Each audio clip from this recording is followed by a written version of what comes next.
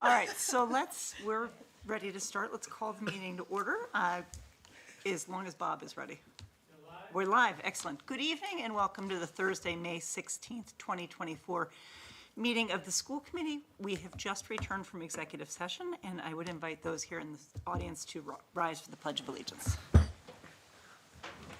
pledge allegiance to the flag of the United States of America and to the republic for which it stands, one nation, under God, indivisible, with liberty and justice for all. All right, so the first item we have here is our public hearing on school choice. So I would seek a motion to open the public hearing on school choice. So moved. Motion by Lori, is there a second on that? Second. Second, and I do believe we need a roll call on this, so I'm going to start with you, Lori. Aye. Susan? Aye. Amanda? Aye. I am also an aye, and the public hearing for school choice is now open. So did you want to say anything before? So I can do that now. So we do this annually, and we are required by law, specifically Mass General Law 7612B. And so each school district in the Commonwealth either has to belong to and participate in school choice, or you have to have a reason why you do not participate in school choice. And one of those reasons can in fact be overcrowding. So you have to take your vote before June 1st, and tonight you'll be doing that on your agenda.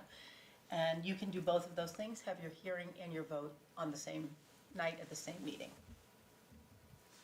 Okay, are there people here that would like to speak to school choice? Okay, anybody?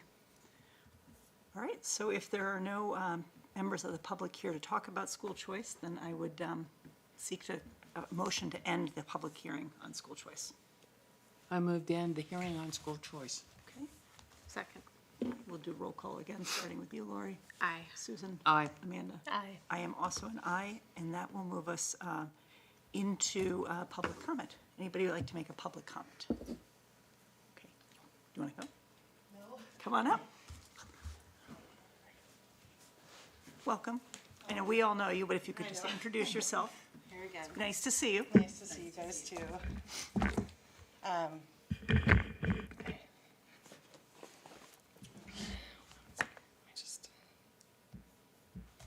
I talk in public all the time and it never gets easier, so. You do sorry a great if job. Oh, thank you. So I'm Ashley Fogg, 5 Cross Street. So I am under the 3-minute mark tonight, so, and I timed myself, so, but I do want to address something that I feel like is really important that isn't being addressed by this committee, so I appreciate your time and hearing me out. So good evening, school committee members and Dr. Kavanaugh. Thank you for the time to speak for giving me the time to speak tonight.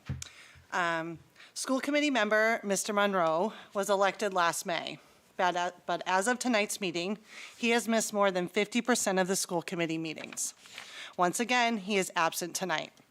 His attendance record has been abysmal. Since his election in May of 2023, Mr. Monroe has been absent for half of all school committee meetings. Out of the 32 meetings, he has attended only 16 in person.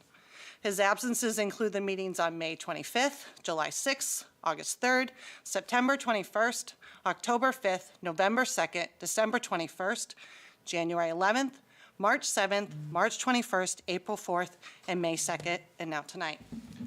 Mr. Monroe was not present at any of the 3 nights of the most recent town meeting, despite other school committee members being there to address any questions.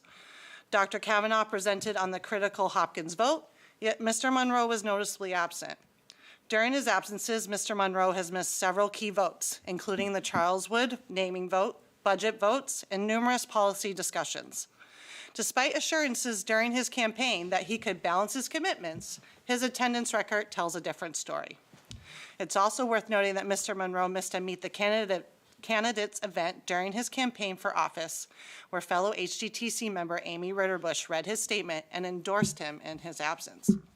While I respect those who volunteer for their time for board positions, last year's election was highly contentious, and Mr. Monroe did not step into this role unopposed. He campaigned actively and received significant support from a political party in town. His continued absences are a disservice to those who voted for him and put their trust in his commitment, and it is an affront to our town at large. The school committee is arguably one of the most important committees in our town. Hopkinton Public Schools, as Dr. Kavanaugh highlighted in our recent town meeting, are a key asset to our community, attracting residents and maintaining high property values. Therefore, it is completely unacceptable to have a committee member who fails to attend half of the meetings. I urge the school committee to address Mr. Monroe's ongoing absences. According to Section 6.3 of the Hopkinton Town Charter, a board member who misses 4 or more consecutive meetings, or half of all meetings in a fiscal year, may be removed by a majority vote of the remaining members. While I sadly believe I have little confidence in this committee voting to remove Mr. Monroe, the lack of public discussion about his absences is unacceptable. I urge this committee to address this issue seriously and fulfill the responsibility to our town. Thank you. Thank you. Are there other public comments? I have a public comment, Okay. but I can hold it if you want. I think it's not really school committee related. I'll do it now. Okay, go ahead. Okay. I did ask the chair if I could go a little over 2 minutes, because it's my last meeting, so. And I'm going to read it because I just want to stay focused. So tonight is my last school committee meeting, and I just wanted to take a moment to say thank you. It has been a privilege to serve this community in this role. I can't say that I fully anticipated the journey we've been on over the last 6 years, but it has been my absolute honor to serve alongside all of you. Also my former colleagues, Dr. Kavanaugh, Ms. Rothermick, Mr. LeBrod, and Ms. Parson. I have learned so very much from all of you and from the community, and I have seen firsthand some of the special sauce that makes Hopkinton such a wonderful community to raise our families in. Passionate residents, high, unyielding standards, concern for our neighbors, honest recognition of failures, shared joy and successes, and the simple, beautiful chaos of people working together, each in their own unique way, to make this community stronger. Because it's my last meeting, I've been thinking back a lot in the last 6 years. It's often true that in the moment, we can't always see advancement. We don't look out the window and necessarily see the difference between where we are today and where we've come from. Change is often slow and quiet. I've been recently reading a book by global health expert Hans Rosling, in which he refers to, quote, the secret silent miracle of human progress. That description really resonates with me, and thinking back over my time in school committee, I realized that despite a pandemic and difficult budget seasons and the constant challenge of enrollment growth and a divided political world, that secret silent miracle has been happening here in our schools. One of the things that I'm most proud of is that we as a committee have prioritized and advanced the collective values of this community while quietly supporting real progress for our district. To share just a few examples, we all value the support of our most vulnerable. That's something I think Hopkinton in general values. Over the last 6 years, every budget has included the addition of new and necessary special education professionals and paraprofessionals. We've also established a special education stabilization fund to set aside money to cover unexpected spikes in budget needed to deliver special ed services. We've added social workers and adjustment counselors and student services staff to address the health, wellness, and socioeconomic challenges facing our students. We've increased access to financial aid by raising the income levels that are able to get full and partial fee waivers, and we've designed our future learning spaces with appropriate and essential rooms for small group instruction. In Hopkinton, we also all believe that bias and racism have no place in our community. We've supported superintendent goals every year to slowly and methodically move our district and our town forward towards social justice. The schools have been a real leader in this area for the entire community, and this work must and will continue. We've also established policies to protect students' rights and dignity, from policy JBD in 2019 supporting gender identity, to more recently modifying policy JICI to honor our Sikh students' right to wear important religious artifacts to school. And we've created a school calendar that recognizes and supports the important holidays for our diversifying students and families. And while the calendar has been challenging for some, as a community, we're adjusting, and we're slowly making room here for all cultures to feel seen and valued. We also believe in the pursuit of excellence, which is not to be confused with the pursuit of perfection. Excellence to me is fully engaging in whatever you do, challenging yourself to grow, and using your talents to do your best work. To that end, we've expanded AP programming to both make AP courses more accessible with AP Pre-Calc and to offer more advanced AP courses to serve those who are ready for more, like new levels of AP Comp Sci. We've pushed to expand and improve our differentiated instruction within every classroom so every student is able to grow each year. We've recently added levels to grade 6 math to make sure all students have the learning environment they need for math instruction. We've rehoused and expanded our 18 to 22 programming to include more real-life business experiences like running a business. And we've expanded our athletics, unified athletics, and extracurriculars to help all students find a home in our schools and build stronger connections to the school community through involvement, since we know that feeling connected is a strong factor in student success. And finally, we all believe it is important to be responsible stewards of the community's financial and physical and natural resources. In the face of unprecedented and sustained population growth that topped the charts across Massachusetts, we have worked hard to plan for the long term while not being hasty with construction in the short term. In 2019, we commissioned and leveraged long-range projections to inform planning while simultaneously doing our best with incremental investments to stretch capacity, buy time, confirm projections, and make a plan. Think of modulars and adding lunches as some examples of that. To reduce our carbon footprint and to reduce our operating budget, we have commissioned solar projects on Marathon, Hopkins, the middle school, the bus lot, and other locations, and we've designed future construction to be fully electric with ground source heat pumps. We continually reduce our operating budget in countless small, barely visible ways that add up, including things like moving our buses to our own parking lot to eliminate annual excise taxes and expenses formerly paid to Ashland. I really could go on and on.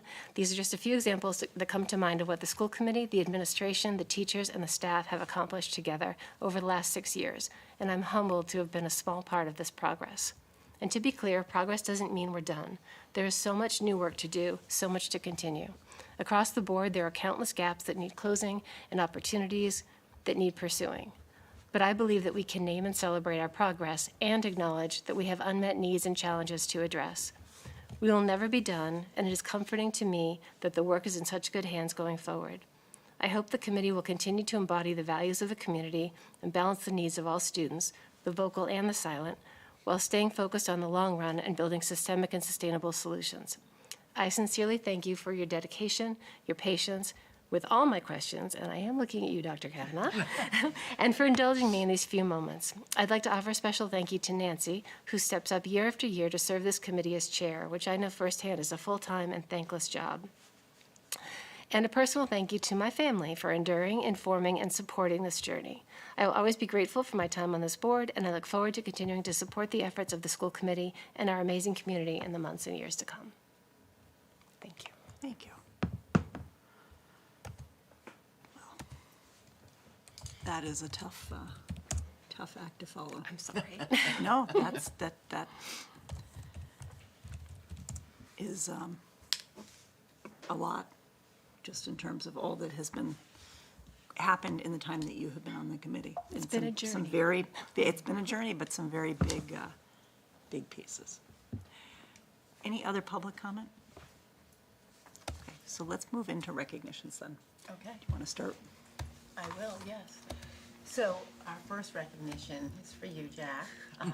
Thank you so much for being our student rep this year and for chiming in when we said, what's the student perspective on that? And bringing us all kinds of news and information from Hopkinton High School and staying up really late with us. When I'm sure in the back of your mind you were thinking, I have a lot of homework. So thank you for all of that. And we just have a little gift for you. Oh, thank you. Thank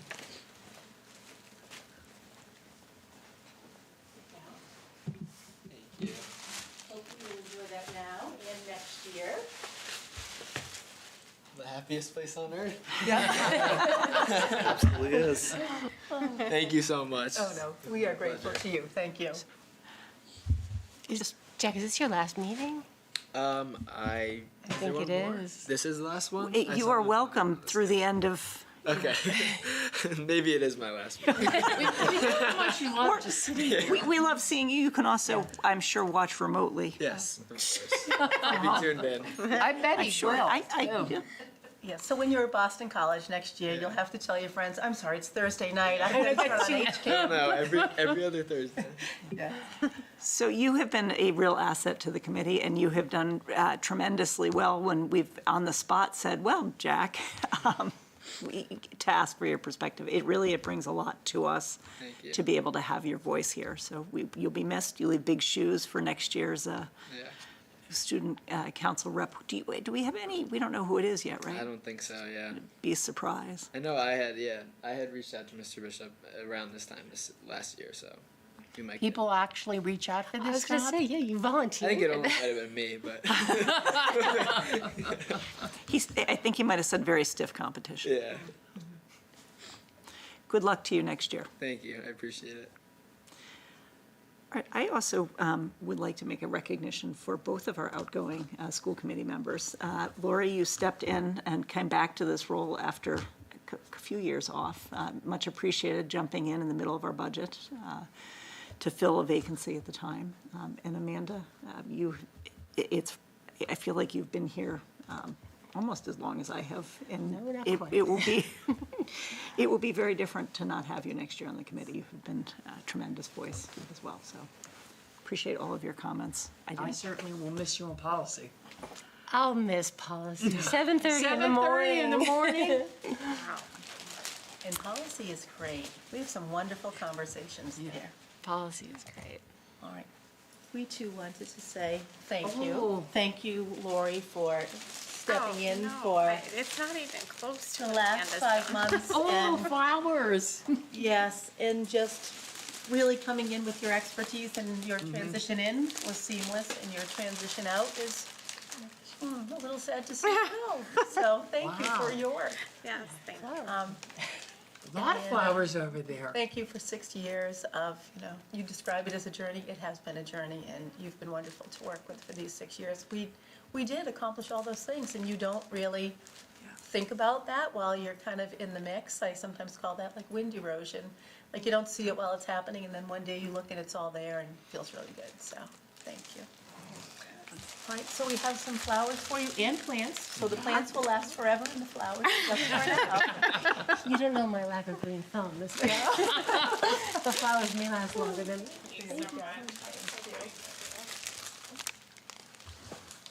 This is just so pretty. I think I'll just put It's all right. Amanda, you can call me. I have a green thumb.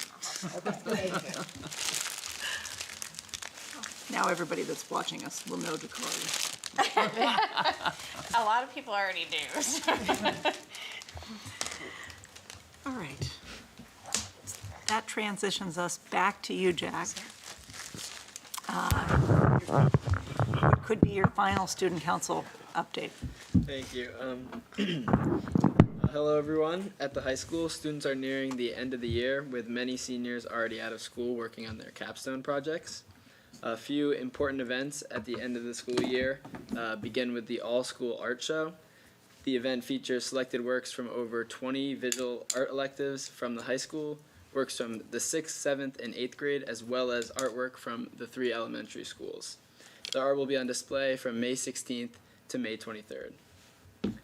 Following the art show, Hopkinton High School Music presents Pops this Sunday, May 19th at 2 p.m. The show will include performances from the chorus, orchestra, band, jazz lab, jazz ensemble, and tenor/bass chorus. A quick congratulations to the following students for winning local awards in the annual Congressional Art Competition. Kaylee Steer, 3rd place for digital art. Frederick Montalto, 1st place for photography. And Grace Dunn, 2nd place for photography. A few reminders for the end of the school year. The sophomore class will be attending an end-of-the-year trip to Apex Entertainment in Marlborough on June 13th. Only 100 spots are available, so if you are not within the first 100 purchases, you will be put on a wait list. And on June 12th at 6 p.m. in the Athletic Center, rising 9th graders will have an athletics fair. Each program will be set up at a table in the Athletic Center, and they will be able to answer any question regarding tryouts, games, and practice schedules, as well as program expectations. And speaking of Hiller athletics, as of this week, our spring sports are having great seasons. The Hiller baseball team currently stands at 13-3 and ranked 2nd in Division II. The softball team is 12-5 with a ranking of 11th in Division II. Boys and girls lacrosse stand at 12-2 and 4-10 respectively. And the boys and girls tennis teams are both ranked high in Division II with records of 11-1 and 10-4. Thank you. Thank you. Any questions? I'm excited for Pops. This is my favorite yeah. concert of the year. I love the Pops concert. It is. Good luck to you, Jack. I just wanted to say that because Thank you. you're going to my favorite college. And Mr. LeBron's too. Slightly biased. It's okay. Is the, I'm is okay the with art it. exhibit in the main part of the high school? Yes, it's in the atrium. And Oh, it's yeah, if you have time to stop in, definitely do. I'm allowed to just go in? You'd have to be buzzed in. If I use After my school little hours. wand? Oh, Oh, God. after school hours, you could do it. Okay, good, thank you. Little wand doesn't work at the high school. Only works for central office. Oh, I work at the central office, okay. All right, so that moves us into the superintendent's report. Sure. All right, so this is the superintendent's report for May 16th, 2024. And tonight, I am only going to be talking about the MyCap grant. And really, I'm stealing Mr. LeBron's thunder. I went back in my email to think about when we first started talking about this, and it was the fall, maybe August of 2022. And then it was the fall of 2023 when we actually secured the grant. And the grant, as you can see, is in the amount of $15,000. So what is a MyCap grant? And we get this through DESE, but it is focused on engaging all students in education and post-secondary planning. The MyCap process involves students creating their own path to post-secondary success, but by providing them opportunities to discover their individual interests, talents, and skills, to identify careers that match those, and to understand how their coursework aligns to their career choices. And so really, the MyCap grant is for every student. They really start to think about, and that will happen as early as 7th grade, but what kinds of things are they interested in? What kinds of courses are they taking? How do they sort of pursue those passions? And so here's our timeline. We were notified, as I said, about the grant in fall of 2023. The key players for us right now, we have a group of teachers and counselors at both the high school and the middle school. And we really are using that grant money to offer them stipends to kind of take a look at what it will look like to build a program. So this year, we have spent some time studying our program and really thinking about what do we already have in place. So you'll see that on a subsequent slide. Next year, in 24-25, we will be sort of building this program, and then in 25-26, we hope to be launching this program formally. So here are some of the folks who are, and if you want to talk about this slide, you certainly can, because I know that you were the photographer here. That's Pulitzer worthy right there.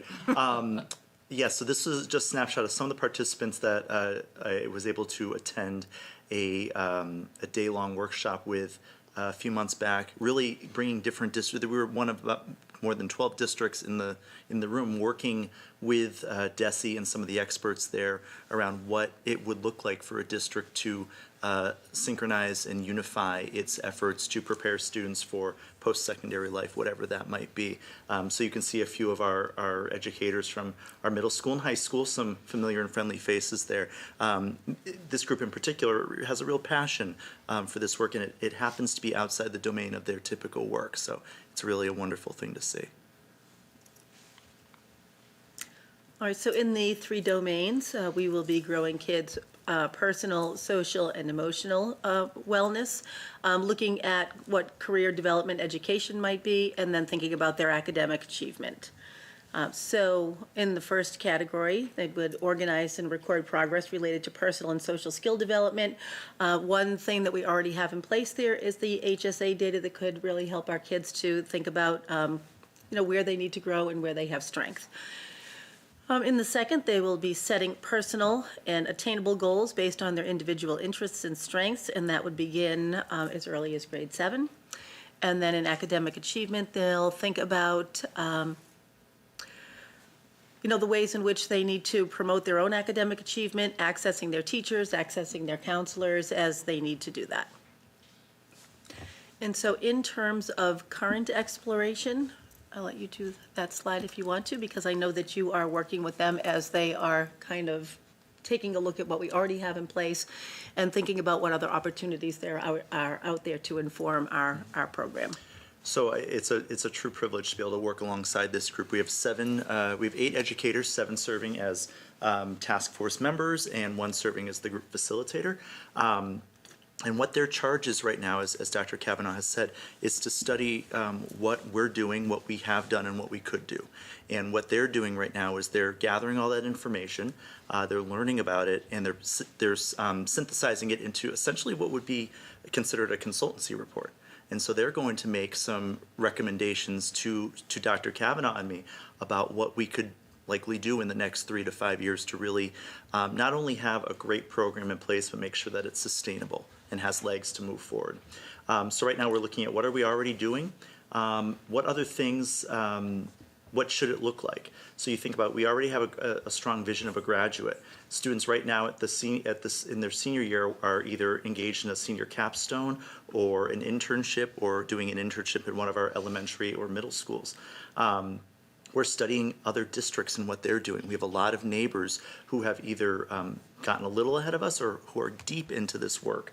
And we've been in touch and partnership with them and have been able to learn from them, which has been a really wonderful experience. We also have a lot of really great partnerships. So, Hopkinton is one of the Tech member districts. Tech has an internship coordinator, so we're working in partnership with that person in particular. We're also partnering, we've partnered for several years now with the MassHire Metro Southwest Workforce Board. And then finally, what this group is doing is they're saying, all right, so if we want to achieve X, what do we need for that? Is it time? Is it resources? Is it personnel? Is it new people? Is it redeployed people? So that's the work that's underway right now, and we're really excited to see what this group brings us. So as Mr. LeBrun just said, our in-district team is preparing a report that will make recommendations for a Hopkinton-specific grade 7 to 12 post-secondary planning program. And that's what we have for you tonight. I think sort of what got me on this train was that they've been asking to have individual meetings with, Mr. Bishop, Mr. LeBrun, with me, with many of the key players throughout the district. And as he said, the excitement in the room was kind of palpable. Like, they are very interested in getting this thing going. Can I ask a question? Can you give us an idea of how specific the post-secondary vision is that we're hoping students will create? So the MyCap program, MyCap, as Dr. Kavanaugh's reference, is a structure that DESE really promotes, really celebrates. And so we're going to look at what semblance of that we want to follow. Do we want to follow it as written? Do we want to take different elements of it? But the MyCap program actually starts in the middle school and goes all the way through senior year and has a progression of exploration. So they're at different stages. You're talking about your interests. You're talking about what excites you, what skills you have. Thinking about what is it that the community, society needs you to do, and how can you channel those interests, those passions, and what do you need to get there? Some of it is thinking about internships and career preparedness, and other elements of it are helping students understand if you want to be able to do a certain thing, you need to make sure that you have certain coursework lined up, especially throughout your high school years, that you can do that. As far as how concrete we're going to get with this, that's kind of the work of our group right now, is to figure out where they want to land with that. So would we anticipate next year that you will later in the year, bring us a kind of a finished plan? I think if that's the request of the committee, then I absolutely would be happy to do that alongside Dr. Kavanaugh. I do think that, one thing that I've asked of our group's facilitators to think, build out incrementally over the course of a few years. We can't, Carol said this the other day and it was perfect, we're not going to wake up one morning and say, here it is, we have this program, but rather, what can we do each year to build upon successes from the prior year so that we can, get to a place of actualizing what we want this to be. And I think one of the best things about where we're positioned is we have so many great elements in place. We've got great course offerings, we've got wonderful educators, we've got great counselors, we've got opportunities, whether they be senior capstones or internships or so many other opportunities that part of it is organizing it and making sure that it all fits into a tidy system. I'll be anxious to see this. Okay. Yeah, we will be as well. Yeah, it will be interesting to see what the teachers put together for us and counselors. It's so critical for students. especially my niece was always tossing around, what do I want to do? Do I want to do this? Do I want to do that? And sometimes she would look later on and go, gee, calculus didn't exactly strike me, so that kind of rules out me probably going in this direction or that direction.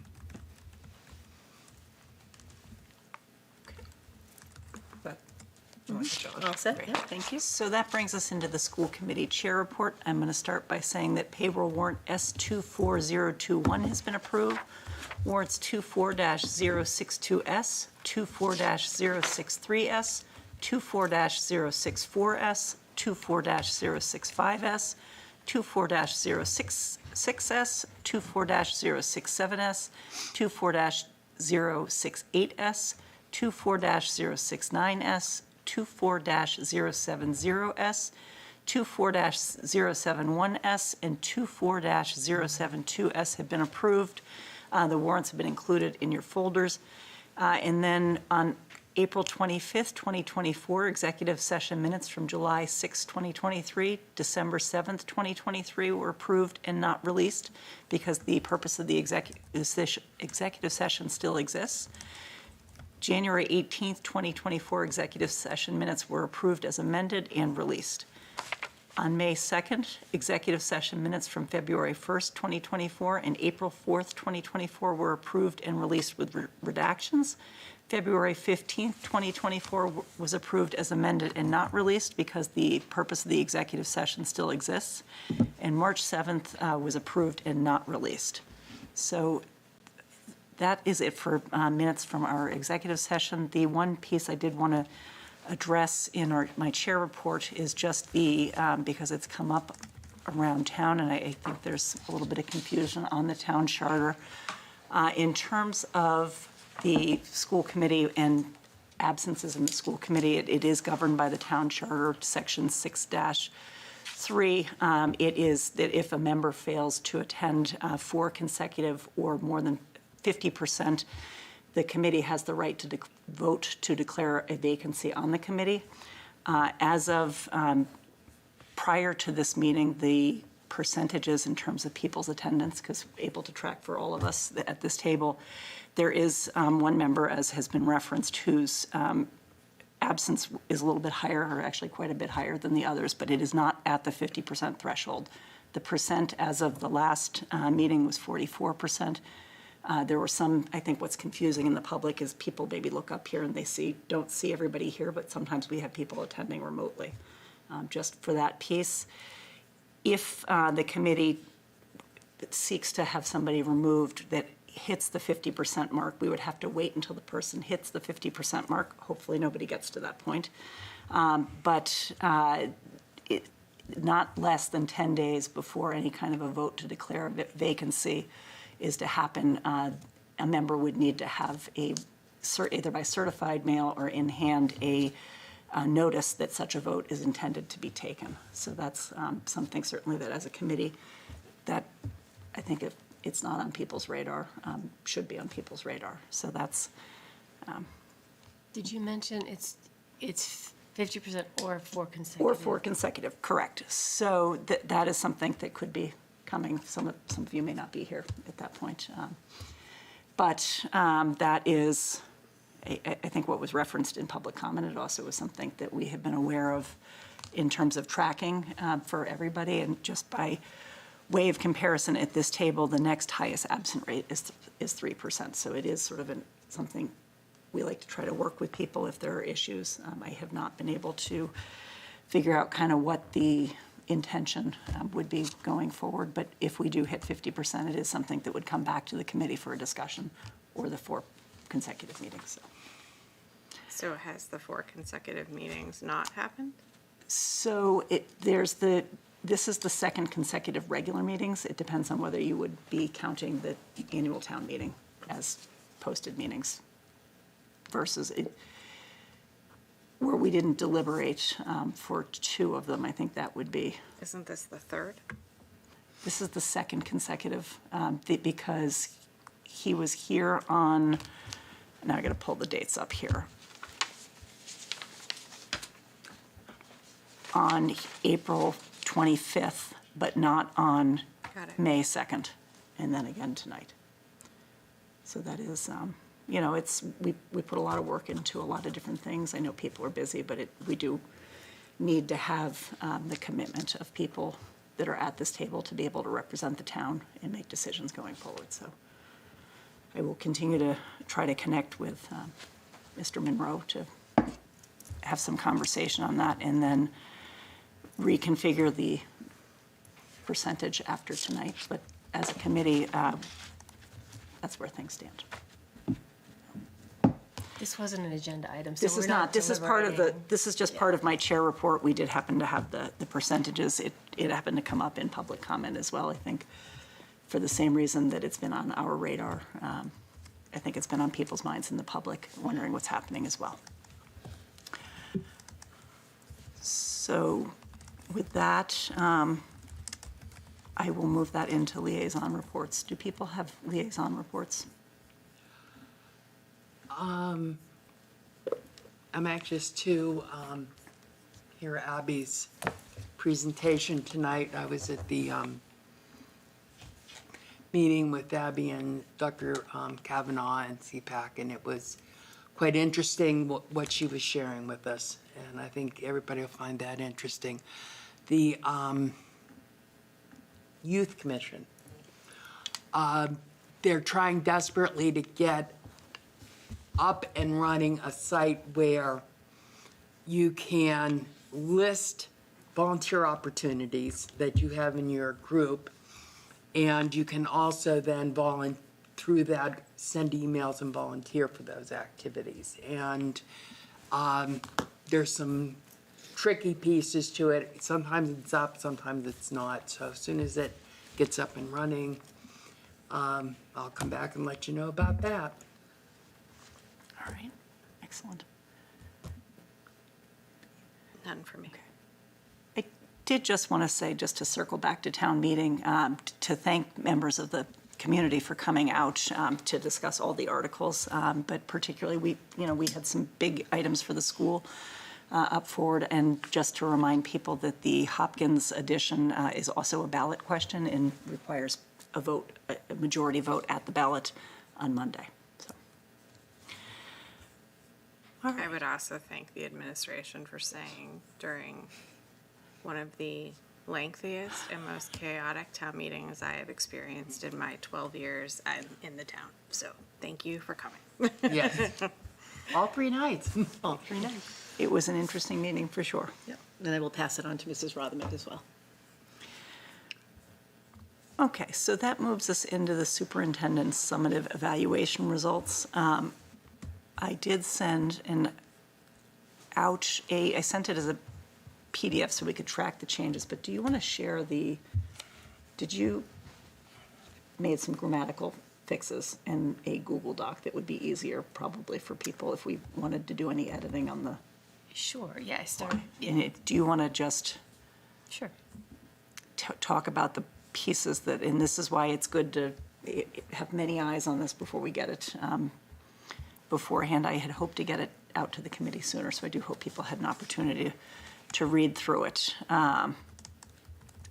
Yeah, I mean, I just will say, first of all, thank you for yet another school committee chair job that is difficult.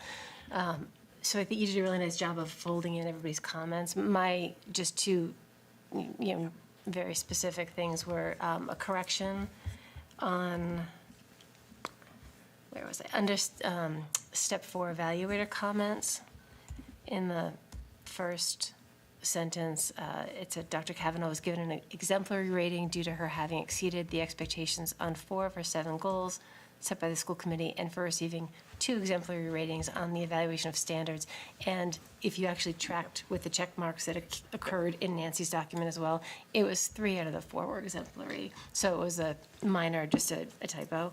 I think, I believe that was my comment, and it was based on my. Yep, I think what I didn't do is when I transferred it, I didn't catch that piece that Yeah, is it was not based being- on what my ratings were, not the group's ratings. I So, gotcha. okay, so I think. Would it be an acceptable amendment to that comment to just change the 2 to the 3 as part of the final. It won't be changed in your personal one. Yeah, It's just, I think it's fine being that we're making these group comments now, so that's fine. And I mean, and if you want to take out that sentence completely, it's fine too. It's just, but I think that's where the numbers came from. And yeah, I didn't edit it for content. I didn't see I- the submissions. We just sent them to Nancy. So the only other like blanket comment that I made is one of the commenters, I believe it might have been me, used the first person singular pronoun in my own comments. And I think if the comments stand for the committee, they should be we instead of I. so So let's- throughout, and that was mostly in the indicators section. And so we don't have to do it just like right here in the moment, but we could, Okay. if people are, people want to authorize me to fix those from ayes to we's. Or if there are any comments people would like struck from anything that people are not in agreement on. and sorry, I had one last thing I think was a correction from what I took away from our group discussion. And that was on District Improvement Goal 3. The comments in here, again, I think they were mine. I had said I believe this should be a 2-year goal. I think in our discussion, we agreed that the goal was met in this year as stated. So the comments don't really reflect the spirit of the group discussion. So I think I would just Can you, strike that. okay, can you actually strike that from the? Sure.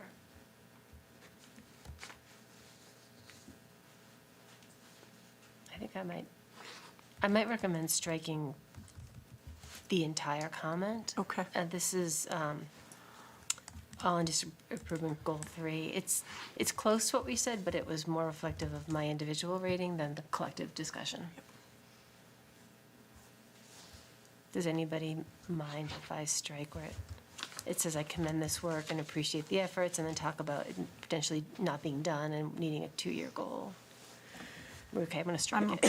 Thank you.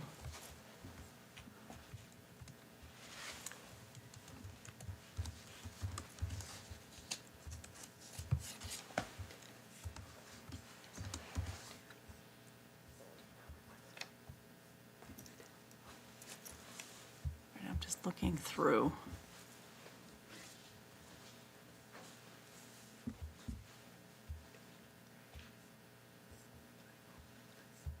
I mean, from what I read, it's hard to, you didn't It's hard to make it flow. paraphrase, I so it's didn't- okay. I got into trouble for that one year. Yeah, exactly. So it's a bit sort of patchwork, but I think the spirit of all the other comments in my reading reflected the discussion, as long as we're using, the we's instead of the I's and so forth. So for me personally, I don't know how you guys felt, but I thought that, even though it's a little bit cobbled. Doesn't flow as well because it's different voices. Yeah, Yeah, as opposed to when yeah, it's all one person's voice, it flows differently, but yeah.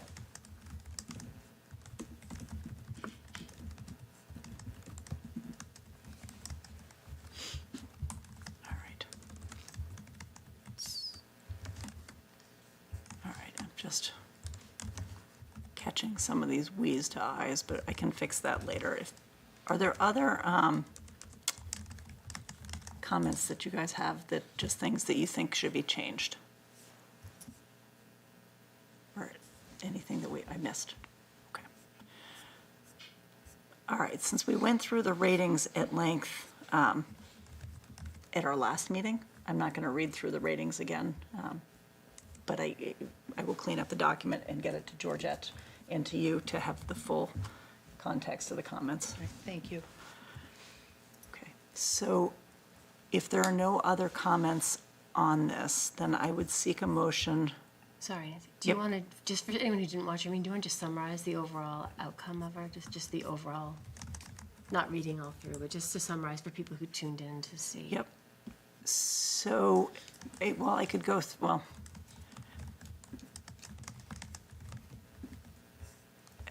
I think it's hard to summarize without going through goal by goal. Okay.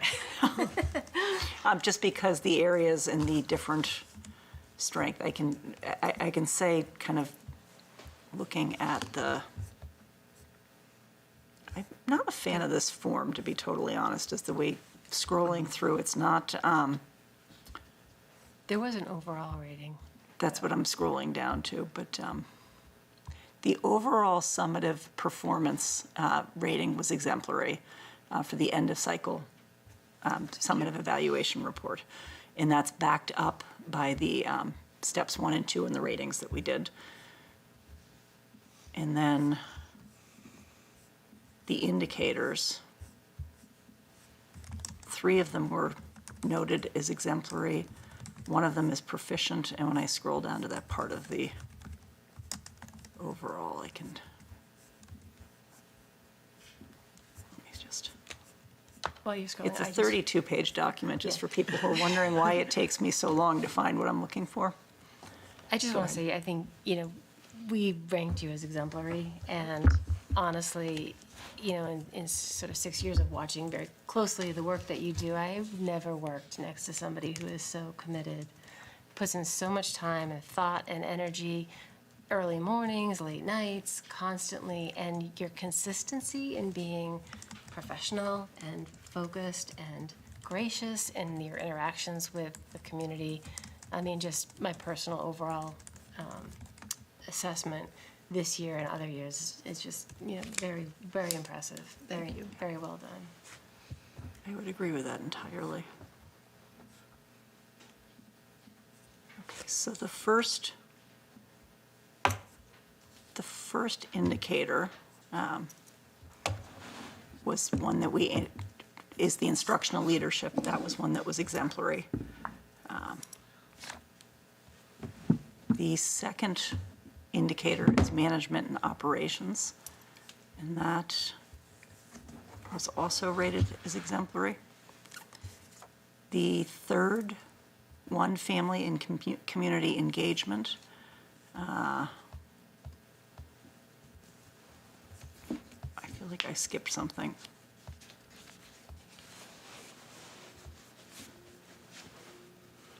I'm going to go to my notes because my notes have it more. All right, so the indicator 1, 2, and 3 were exemplary, as I noted, and then indicator 4, which was professional culture, was rated as proficient. So thank you very much for enduring, partly for enduring this long process of the evaluation in public, which is a little bit awkward to do, but, and also for all the work you put into this year, hitting your goals and indicators. Well, thank you. High standards, so thank you. Anybody else have any comments before we look to take a vote on this? Okay. In that case, I would seek a motion to accept the superintendent's summative evaluation for 2023 to 2024 as amended in this meeting. So moved. Motion by Susan, Second. second by Lori. All those in favor? Aye. Okay, it is approved. Thank you very much. And that moves us into the school choice agenda item, separate from the public comment, the vote. Okay. So just to reiterate what we talked about at the start of the meeting, you're required to take this vote every year by June 1st, unless you are already participating in school choice and you intend to keep doing that. We are currently not a district that does that. In my time here, we have not. One of the reasons that you can vote not to participate in school choice is due to overcrowding. And we certainly have that situation here. And so my recommendation to you tonight is that you would vote not to participate in school choice for the 24-25 school year. Thank you. I did want to just also add in that we did have an email regarding this from a paraprofessional in the district who very much supported not having school choice because of the space constraints that we have as a district. And that has been the conversation as long as I can remember. So. Other thoughts, or somebody who feels like they would like to make a motion on that or comment on it? This is a tough one because we just don't have room. I mean, there's often the will of the community wants to be able to open our doors to neighboring districts, but we just don't have room. So I think every year it's tough. People want to see us, letting everybody in, giving fair access to such a high-quality education as you can get in Hopkinton. And it would be irresponsible to do that. We just don't have the space. But it's not without thought. It's not that we just are, carelessly voting this. Agree, and just as the evidence of how we have worked so hard in the entire time that both you and I have been on the committee, we have been working hard to increase capacity because we don't have the capacity for the students that we have here. It is my hope that once we get through with these current building projects, that this will not be the discussion about capacity, and we can evaluate school choice for other reasons or not. But I just don't see that we have the space. Any other? Okay. Is there somebody who would like to make a motion not to participate in school choice for the 2024 to 2025 school year? I move not to participate in school choice for the 2024-2025 school year. Thank you, Susan. Motion by Susan. Is there a second on that? Second. Second by Lori. All those in favor? Aye. Okay, that brings us to the disproportionality report. Mrs. Hanscom. Welcome. Thank you. This is a very nice intro, Susan. It's lovely. Good to know that you're interested in disproportionality as much as I am. I thought it was quite interesting. It is. So thank you for letting me have a little bit of time tonight to brief you on an important topic, which has a very long name. So it's a very long slide, disproportionality. And so we're going to proceed step by step tonight to provide you with what I hope will be a thoughtful overview of what can be a somewhat complex topic. And my intention tonight is to stay focused on the big picture. So if you have very complicated math questions for me, I will take them after this evening's meeting. But one of the data sets we're working with here has over 900,000 students in it. So it's not the kind of thing I can do off the top of my head. All right. So if we want to jump right in, the first question, of course, is what is disproportionality? And so the law that governs special education in the United States, the IDEA, requires that states look at these three very important factors in order for each state to receive the federal portion of their funds under the IDEA.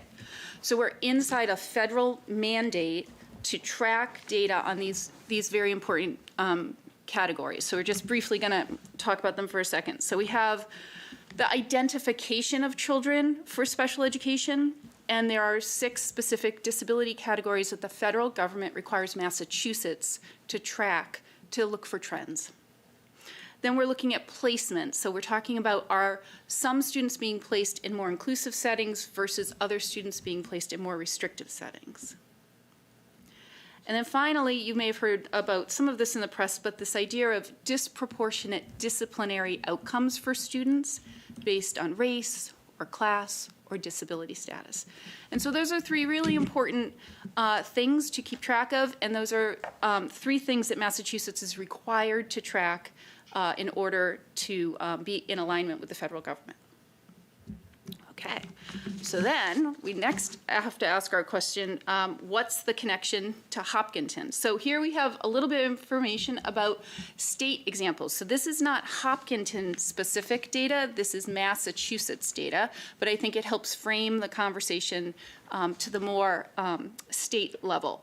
So clearly the federal government has indicated that as a commitment to looking at equity in the American public education system, disproportionality is an important indicator. So they have tasked Massachusetts with that, and here in the state of Massachusetts, currently, African American students with disabilities are 1.7 times as likely to receive a disciplinary removal than all other students with disabilities. So when we talk about a disproportionate impact, it means that that impact is greater for a subgroup as compared to all children in the group. Similarly, in Massachusetts, Hispanic students in Massachusetts are 1.94 times as likely to be identified as a student with an intellectual disability than students in other racial or ethnic groups. And those are hard stats to hear, and those are important things to think about the big picture as well as at the local level. All right?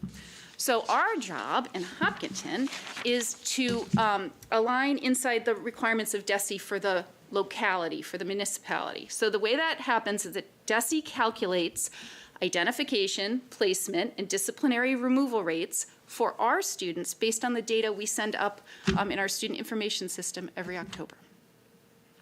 We're looking for this conversation tonight at data going back to the 2020-2021 school year and that pipeline then forward to today.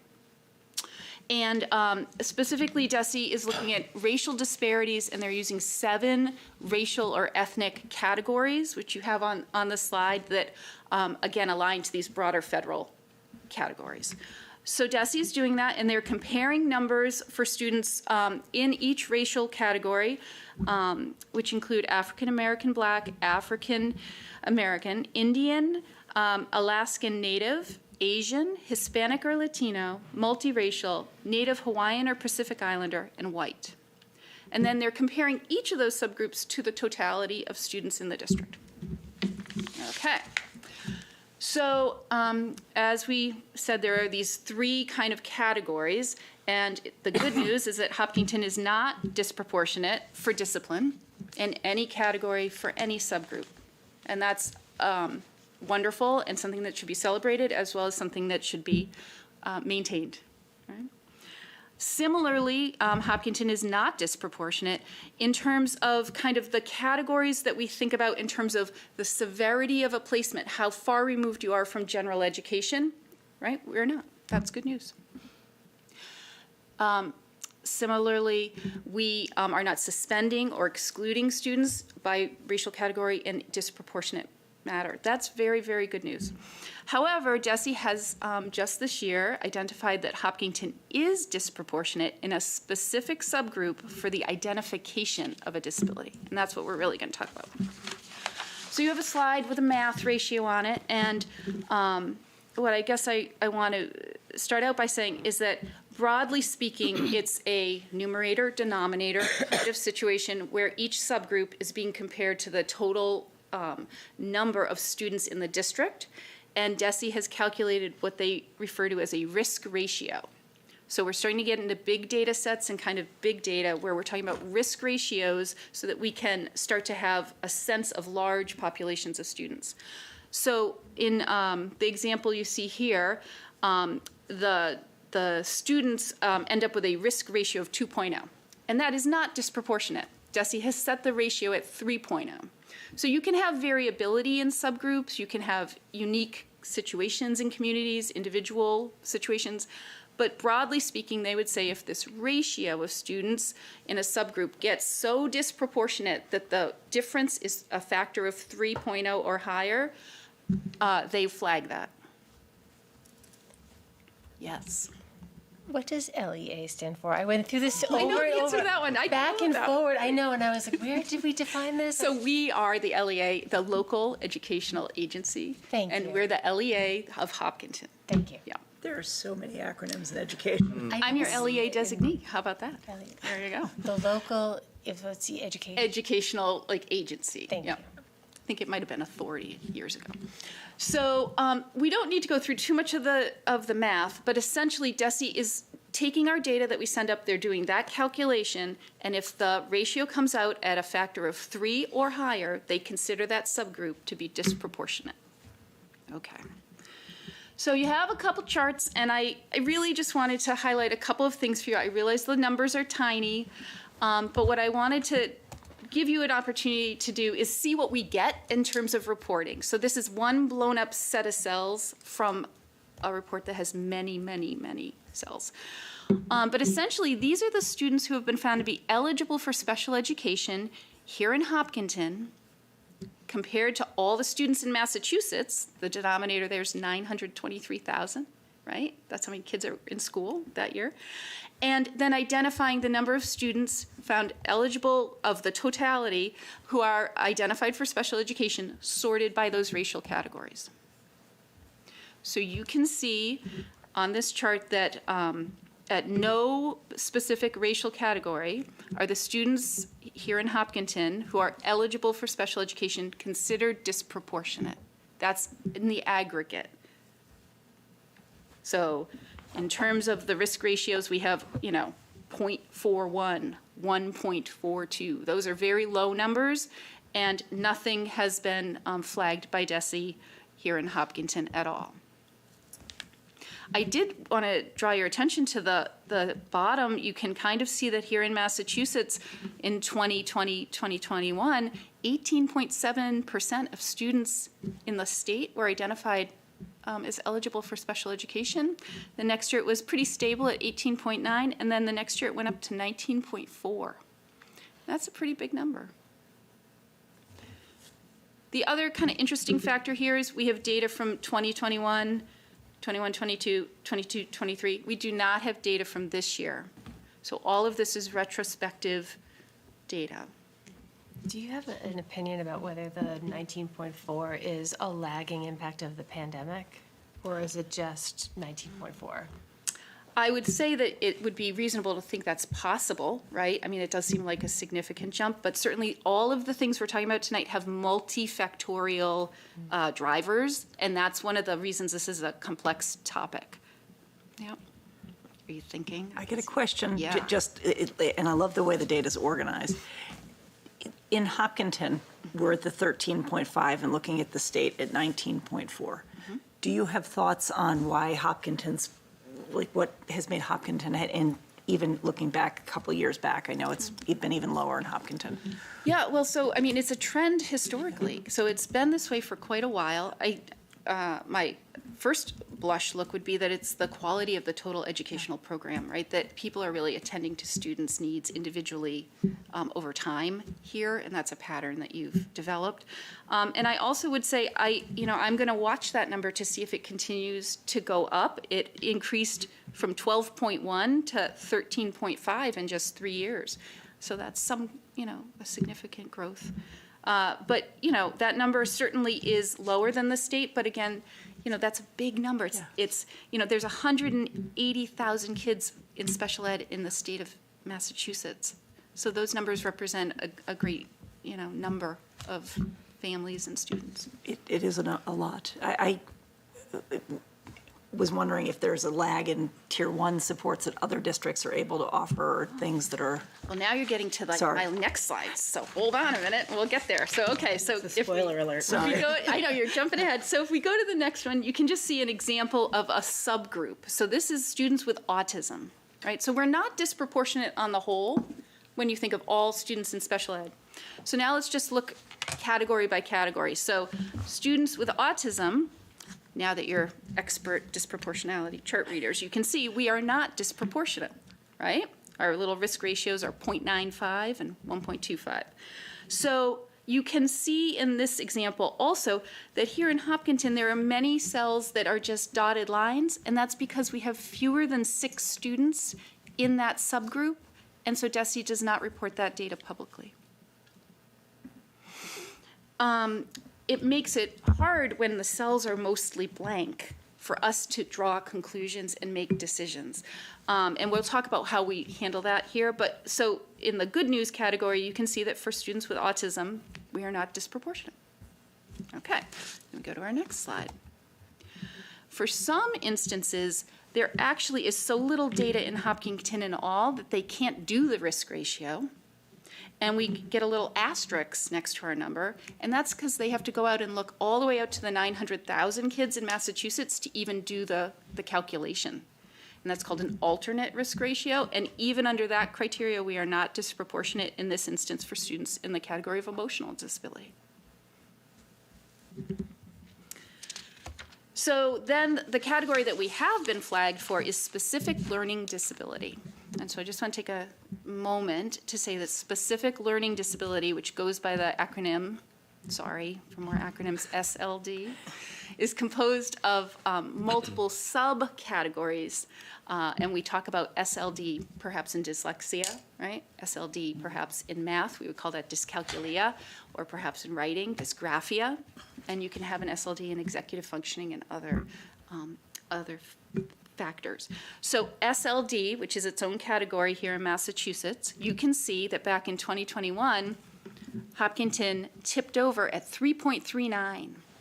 So we were yellow. We got a little yellow like dot next to our number. Nothing happens, that's just data to know. But then in 21, 22, that pattern continued and that risk ratio went up to 4.63, which is higher than the cutoff significantly, and 2 years in a row. And then finally, we received notice this year that when they looked retrospectively at our data from 22-23, that pattern continued, and we were at 4.71 for white students being identified with specific learning disability. So our subcategory is white students being, as Desi would say, over-identified in the category of specific learning disability. Can I ask you a question? Yes. Okay. So when did we introduce like dyslexia screening for all students? Do you want to hazard a guess from our chart? Let me Because you can think. start to figure things out. I would 2021? I would say, yeah. And so you can start to see that there are many factors. So we don't want to draw an A to B conclusion here. What we want to do is say, clearly there's some chronological alignment there for that topic. Similarly, we were coming out of the pandemic. Similarly, we were talking a lot about, literacy instruction in general, right? So there are many, many factors about people maybe were hearing in the news about the law and the regulations. So there's multiple drivers here. We are not disproportionate for any other group in this category, but for white students in specific learning disability, we are. Is the specific learning disability identified as dyslexia for us or Great not? question. So they can't see that in our data, but in order to get our draft plan together, we dug in, and yes, the answer is that it does reside in that category as opposed to math, for example. Okay, so thank you for staying with me. I'm sorry if I'm being at all pedantic. All right, so then we get our extremely unique situation here in Hopkinton, which is our next slide, where we've been informed by Desi that we are disproportional, specifically in the identification of white students with specific learning disabilities. So that's our next slide. And so we've been identified. So our status is identified. And that's important, and that leads us to have to take some actions. And so really what I'm here tonight is just to foreshadow those actions for you and answer some questions. Were we identified last year when we were? No, so you don't get That's interesting. identified until it tips along for multiple interesting. years. So Yes. 2 years? Or is it yellow Or and three in a red? way, yeah, you Okay. could almost say. But this is the first time this has occurred. Okay, so what happens, you might ask? So what you do is you are notified, and then Desi provides you with some resources, and you create a plan. And that plan is a draft plan that has certain particular parts to it. And so a cousin of it might be like the SOA plan that you've probably heard over the years. And so this is a different plan, but the model is the same. You draft something, you send it into them. Desi reviews it, and they either approve it, they send you back edits, or they give you kind of like shaping comments, and they ask you to resubmit it. So we did the work and submitted our draft plan in mid-April. And the plan includes a number of actions that are on the next slide that we thought would be helpful to just give you a sense of. We're thinking about 4 main things that attach to each of the drivers that we think are the most likely drivers for why this has happened. So the first is we're really interested in just our pre-K to 12 tiered systems of support. How do we support students, and refining that and continue to work together. So I'm very excited to work with Mr. Lebrad next year on that, because instruction for all kids, teaching all kids how to read, is one of the drivers, right? High quality instruction for all students that may alter that ratio.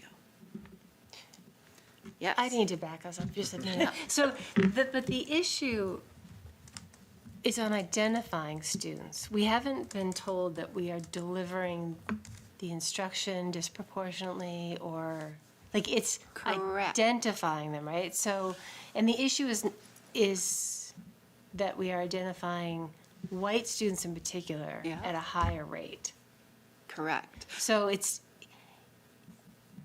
just wondering, as we make a plan, does it address the identifying or the delivery or? All of the above.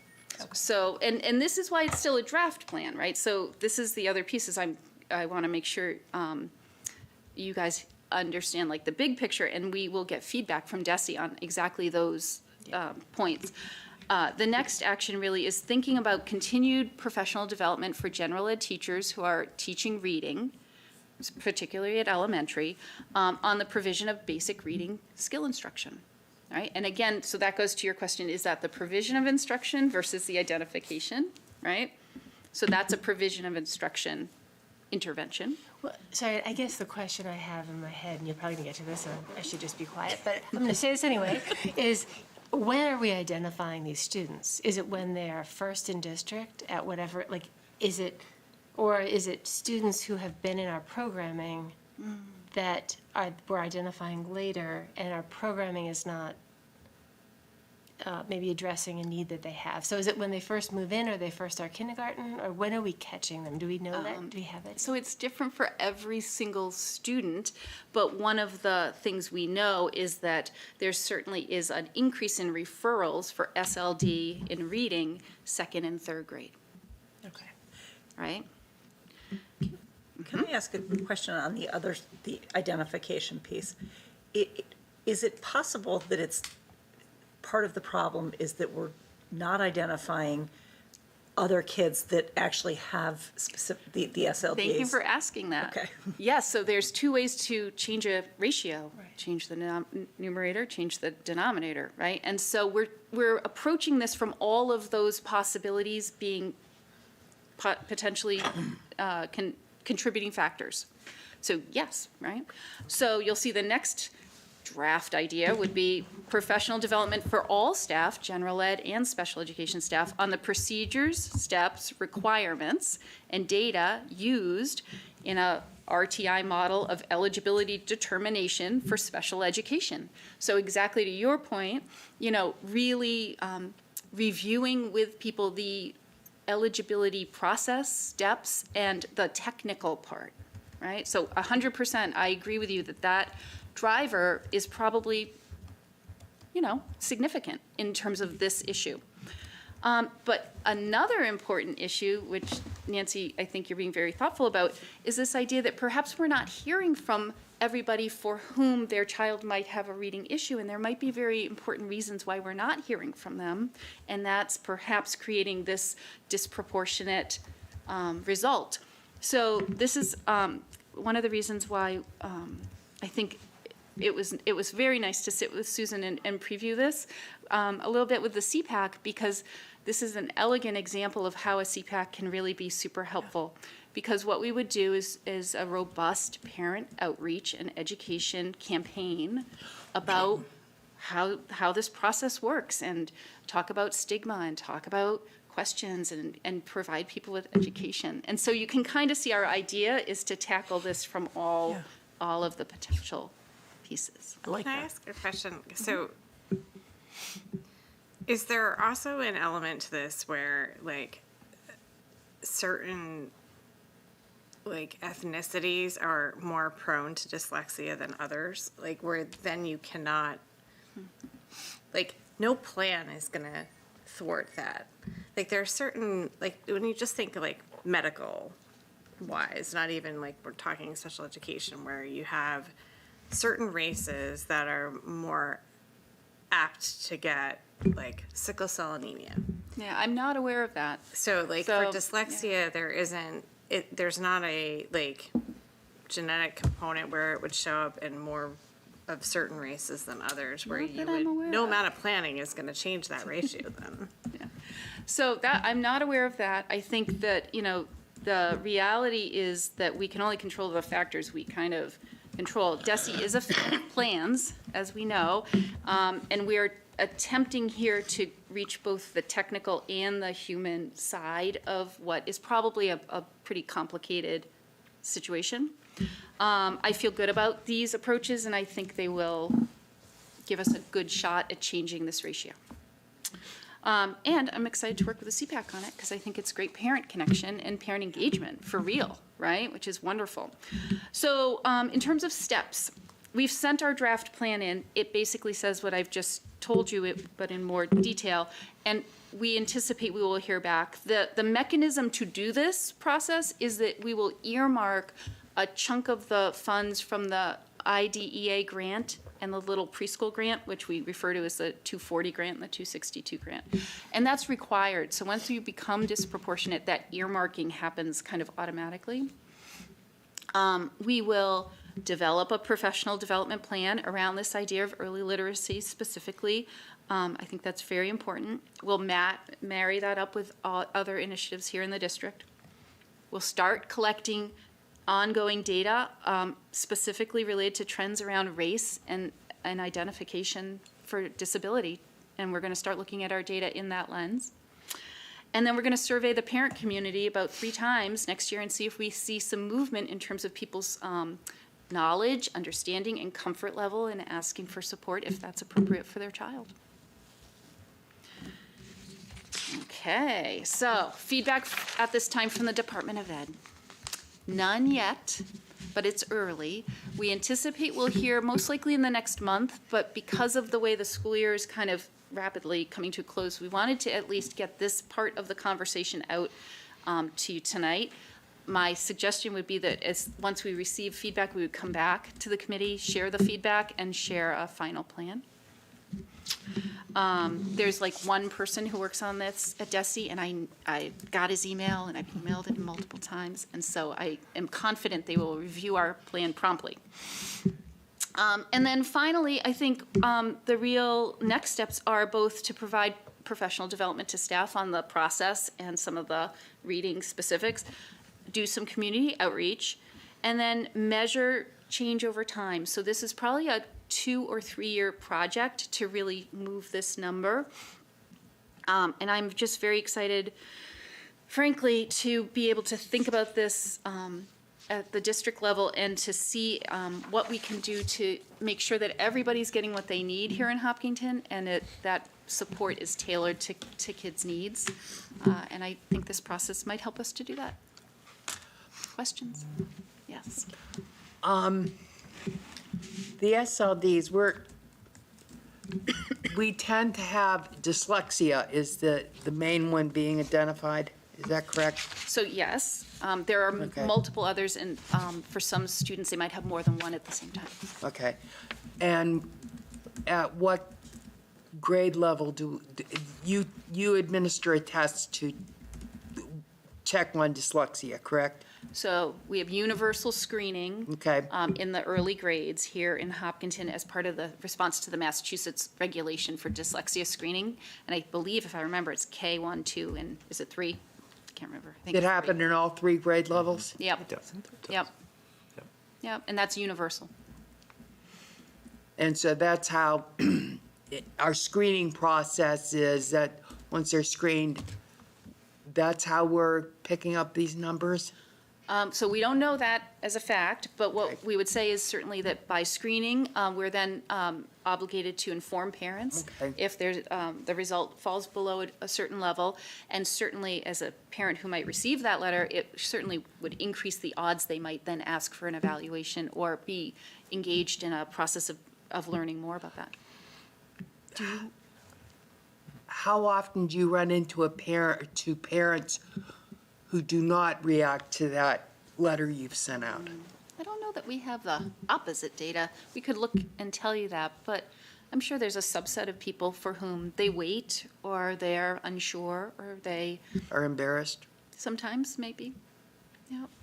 So just so you know, we screen using our STAR measurement tool 3 times a year, fall, winter, spring, and report out following the state's guidance. We report out on the first 2 of those of the year, and so letters go out from our elementary literacy department in consultation with Abby and special education. And so that the parents do have access to that regularly, and we're proud of doing that. Again, it's never a competition between school districts, but if it were, we have good evidence that says Hopkinton is ahead of the curve against other districts who are trying to fulfill the stipulations of the mandate. I agree with Susan. I think it'd be really interesting to know, are we screening and finding 4 to 6% students with disability, with specific learning SLDs? And then, because you're right, a lot of parents might receive that. There are probably certain parents who would receive that and think, oh, we'll just, work a little bit on homework more together, or, we'll read more books, or we'll do, maybe they wouldn't know that it's okay to process that and ask for help, and they might not know how to ask for help. And I do think it's great that we engage CPAC. I also think there probably are a number of students where this is an identification issue who are not part of the CPAC community yet. So they might not be reached by that group. And one thing we need to remember too is that when we use the term screening, that's just what it is. It's not a diagnosis, it's a screening tool. Because I wouldn't want people at home to think that after your child is screened and we send that letter that there is a problem, what we've said is that your child hasn't met a particular benchmark. And that's, again, this larger professional development conversation, because in fact, SLD is a very specific set of things. And for many children, they're learning how to read it either at their own pace or at a pace that perhaps is, impacted by other factors that are not an SLD. And so pulling that apart is what really thoughtful teams are doing every day in the buildings. And we can always improve, right? We can always do better. So what if you as a district screened everybody? Like, and I'm not advocating this, but what if you screened everybody, but you're like disproportionately finding that a certain race in your district has the disability, whatever disability it is, you're screening equally. So like in terms of a plan, there's nothing to change on that. I see what you're saying. Like, So- this just seems very like arbitrary to me that like, that there, because you're doing more screening, you may find that, I mean, if you were actually to like compare the ratios of race disparity in our district to the race disparity in this, diagnosis ranges, would it be pretty similar? You know what I mean? And so that's where I'm wondering. I do. So let's imagine that you have 350 students in grade 1 and you screen them all. And 70 of those students, so 20% of them, are flagged as not meeting a benchmark, and all 70 of those students are white. And then you have 35 students, so 10% of them are non-white students who are flagged as not reaching the benchmark. It's like that's how your data is actually kind of playing out, right? That they're white students are being over-identified. That might just be coming right out of the screening, right? As opposed to that's coming out of kids then get on an IEP, Right. right? And we've struggled with those same questions internally. I would also just say that special ed is inherently an individualized program, and this feels very unindividual. However, we're trying to really take the good intention and the important message about monitoring for disproportionality and really use that to improve our practice. And I'm pretty confident that we're going to be able to balance both of the things you're talking about. And, we can also always say to Desi, we've worked on this for a year or two, and our data is stable and consistent, and we feel that we, are in a good place. And that's okay. We're very early in this process at this time. So lots of work to do. And they only look at race. They're not looking at socioeconomic status or English language learners. All the or- things. And so in all those other categories, we're fine. Correct.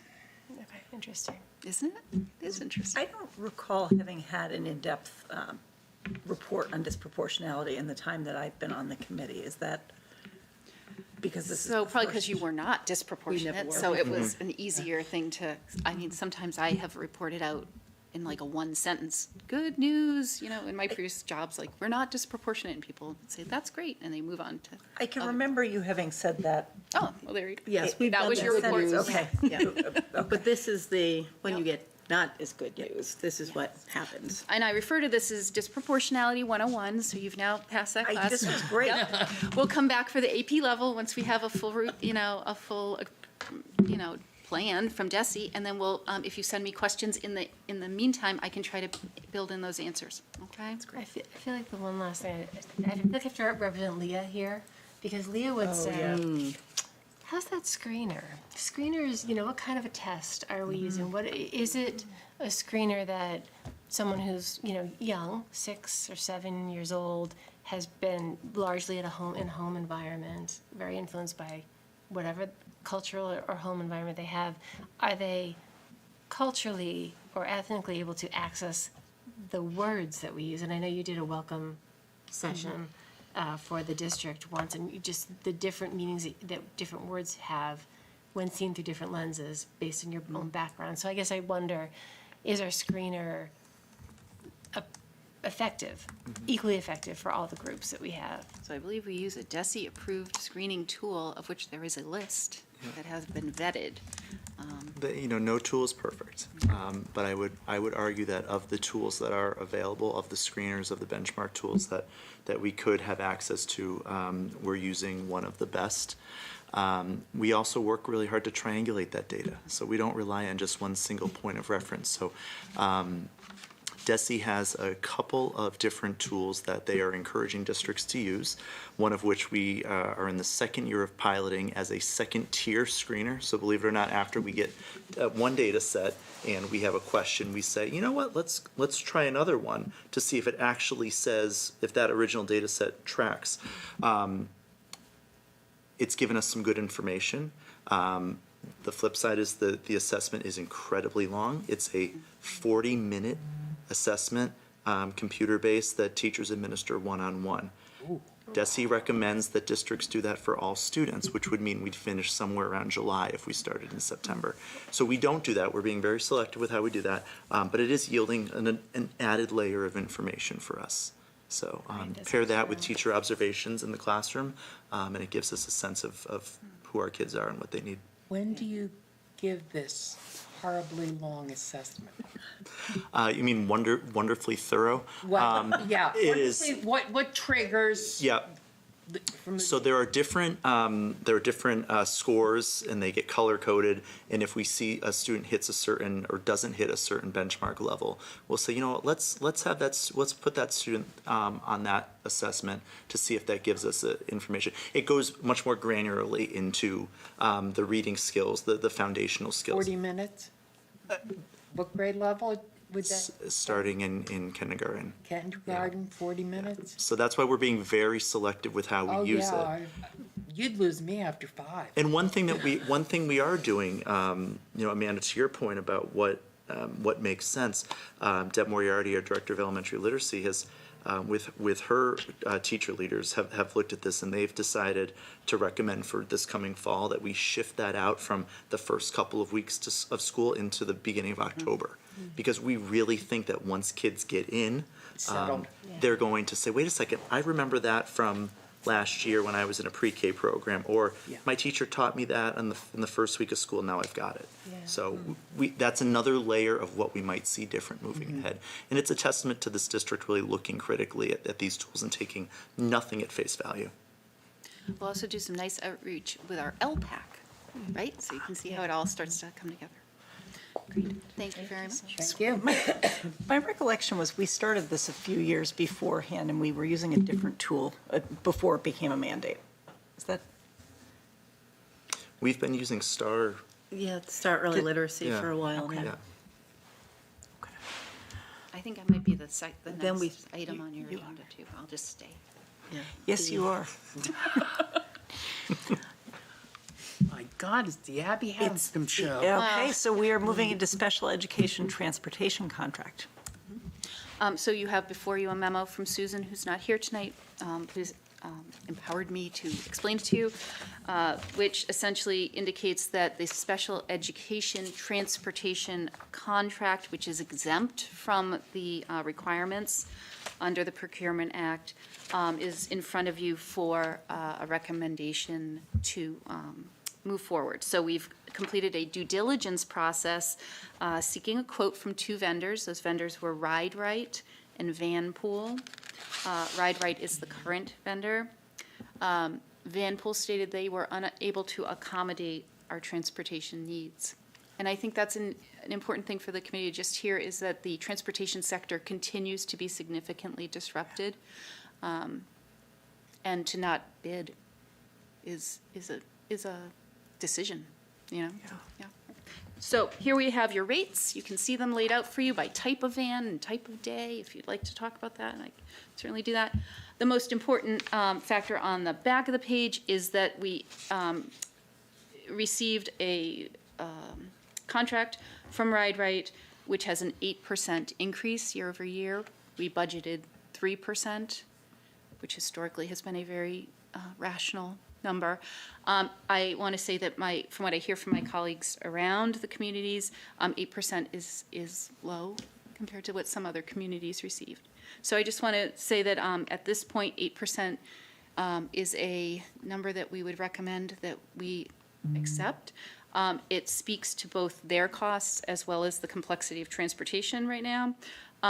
In general, we're looking at a cost if our ridership at the estimated moment that we have right now, that cost would be $512,000. We anticipate that about $80,000 will come out of that number as students change placements between now and September. However, we can't say that for sure because people have decision-making choices they're making at the end of the year, but that's our sense of things, and that's a good number. And then we have $397,000 in the approved budget, and we also have another set aside of $140,000 for potential future placements. So combined, we are able to absorb the 8% increase. And that number will continue to fluctuate up and down, and I will monitor it closely with Susan throughout the year to make sure that we're on track. And that would be the Ride Right rates, and we are recommending to accept them. So I just want to backtrack a couple Yeah. steps to what you had said, is that the budget is able to absorb this. Correct. Just want to highlight that because that was the piece that I Yeah. think jumps out. And Yeah. The other piece that jumps out is they have no other option. well, yes, but my bidding. thought was more, are we going to need to do something else to find the money? So no, and what I would say is that the increase up to 8% is substantial. It accounts for some of the difference, but this is a very volatile piece of our budget, and we have a good sense at this point of the year about what our true costs will be, better than we did in November and December, and between all of the factors, we're able to absorb this. Okay. Right. Any questions, comments? People feeling moved to make motion? I move to accept the rates provided by Ride Right for FY '25. Okay, motion by Susan. Is there a second on that? Second. Second by Lori. All those in favor? Aye. Unanimous. Thank you very much for coming out. Welcome, thank you. They've been a good partner to the district. That's good to hear. Appreciate them. I know that transportation has been challenging at different points, and we've got to get it right. Thank you very much, everybody. Thank you. Have a good evening. What's left? Right, that brings us into item E, which is this, that should be FY '25 adult meal price increase. Or SY school year, yep, thank you. Okay, so, currently, what it costs us, so to speak, to produce an adult meal is $4.99. Throughout this entire school year, we've been charging, any faculty and staff who buy a lunch $4. So we have essentially been out of compliance on that. Every year, what happens is the Massachusetts Department of Elementary and Secondary Education will send out a memo, typically late in August, and what they'll tell us on that memo is how much would a student-free lunch cost, and then we would add in the USDA food assistant level, and then we would add in meal tax at 6.25%. And it gives us the actual price of an adult meal. So for this year, it's $4.99. What the Food Services Department is asking you to do is to raise the adult meals for the next school year up to $5.50. We don't know if it will be $5.50, but what that dollar amount does is sort of ensure compliance moving forward. So is that supposed to say up to or to 550? What In terms Michelle of the motion. Kondakis is saying in terms of this memo is that she would like to raise the adult meal price to $5.50. So it's a $1.50 increase Okay. year over year. Any questions on that? Is setting the meal price typically something the school committee votes on? I don't remember ever voting on any adult meal price in the past. Probably been a while. Yeah. Yeah, I don't know if you have voted on the meal price in the past. I think that you are supposed to vote on the meal price because there's some fluctuation in there. Yeah. You know, the minimum meal price next year, for example, could be $5.25 or $5.31, or like, we don't really know what that number is. So if you are essentially setting that number now, you know, you're doing that for the school year 25. And if our price is over the cost of the meal, the delta goes into the revolving account? Yes. Did you say the delta? I believe I did. did. I'm sorry. Then that, difference. Oh, and that revolving account pays for staffing and Okay. Got it. sustaining of the actual cafeteria, so. Yeah, our food services department, really, the whole program just is self-sustaining. Right. If it's at all helpful, that's probably a third of what most people would pay for lunch Oh, that's yeah. outside of the schools. That's so. true. You You'd be go to hard-pressed to find a McDonald's full and lunch it's for $5. $10. And we have refrigerators for staff to bring meals from home. Oh, sure. So if this is not appealing to them, they can Yes. do it. Well, I move to approve adult meals to $5.50. Okay, motion by Susan, is there a second on that? Second. Second by Amanda, all those in favor? Aye. That moves us then into item F, which is SY 25 food service staffing. Okay, so what Michelle Kondakis would like to do here is just have a little bit of flexibility to manipulate or change up the food service workers' hours. But she would keep that, of course, within the confines of the contract that we have with the cafeteria workers. So in school year 25, she would like to say that all assistant cook bakers would have a 6.5-hour day, that the high school and middle school managers would have an 8-hour day, and that the K-5 managers would have a 7.5-hour day. And currently, the kitchen managers' hours will range anywhere from 7 to 8 hours, and the assistant cook bakers range from 6 to 6.5. So it's very small in terms of the increase. It may only be a half hour in some places. But she would like to be able to do that. And then, you know, if a time comes where we don't have to be that high all the way to the 8-hour day, and she wants to bring them back down to 7.5 hours, she'd like to sort of just be able to do that as long as it stays within the confines of the contract. Okay. Any questions? Okay. Do we know if the staff is, I understand that contractually we can do this, it's within our limits. Yes. Do we know how the staff is feeling about this? I think that the staff would welcome the change, because I think that they would like to be able to know that they're working an 8-hour day, as opposed to, I think I have a 7.5-hour day, but it just became an 8-hour day, or tomorrow, can you come in a half hour early? It would just make that consistent for them. Or work really, really hard for the time they're there to try and get everything done.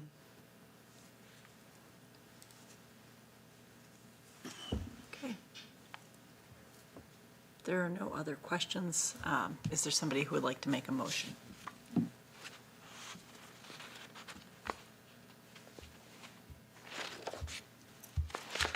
Well, I move to approve school year 25 work hour increases in accordance with the SEIU contract without prior school committee approval. Motion by Susan, is there a second on that? Second. Second by Lori. All those in favor? Aye. It is unanimous. Brings us to item G. Did we want to pass over that? Sure. I think that's And then move into item H, which is scholarships. Okay, so we have discovered that there has historically been actually 2 drama scholarships in the amount of $500 each, and the town treasurer does need authorization to pay them. I don't think it's anything that you've ever voted on before, but we know now that we need to start voting on those. So really, we just need you to authorize the payment of 2 drama scholarships for 2 students at the high school in the amounts of $500 each. And how are they funded? I think that they've been around for a very, very long time, and so somehow they just exist in the town treasury. I'm not sure if they keep existing, like, through interest, or if there's a family in town that originally started this.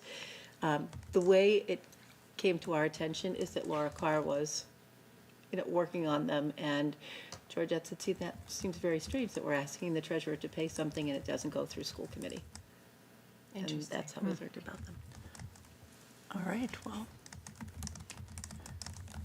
is there somebody who would like to make a motion on that, just on item 1?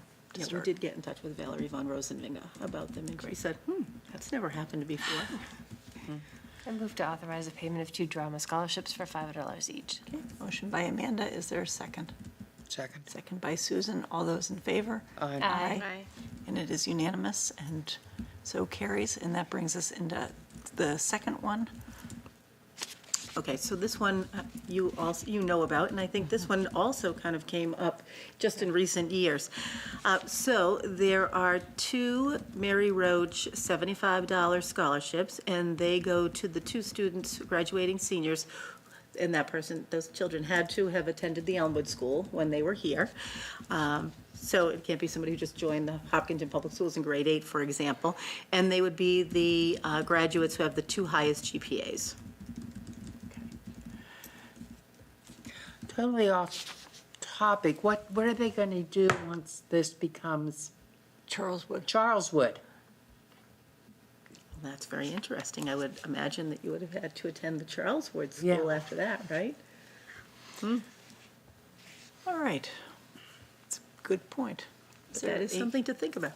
A motion on that.